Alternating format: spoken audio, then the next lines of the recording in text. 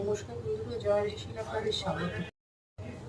আজ আমি আপনাদের সাথে শেয়ার করব পাকা আমের ফিরনি। এর জন্য আমি পাকা আম নিয়ে নিয়েছি 3টে, আর এখানে বাসমতি রাইস ভেজানো রয়েছে, কাল রাতে আমি ভিজিয়ে রেখেছি।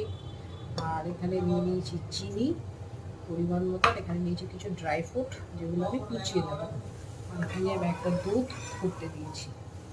তো চলুন দেখা যাক এবার আমি কীভাবে তৈরি করি রেসিপিটা। দুধটা আমি প্রথমে ভালো করে ফুটিয়ে নিয়েছি, তারপর আমি যে বাসমতি রাইসটা ভিজিয়ে রেখেছিলাম সেটা মিক্সিতে ভালো করে ব্লেন্ড করে নিয়ে সেটাও দিয়েছি। এটা কম আঁচেই আমি ফুটিয়েছি। এটা ফুটতে ফুটতে চালটাও আমার সেদ্ধ হয়ে যাবে। তারপর দিয়ে দিয়েছি 1 কাপ চিনি, তারপর দিয়ে দিয়েছি আমের পাল্প।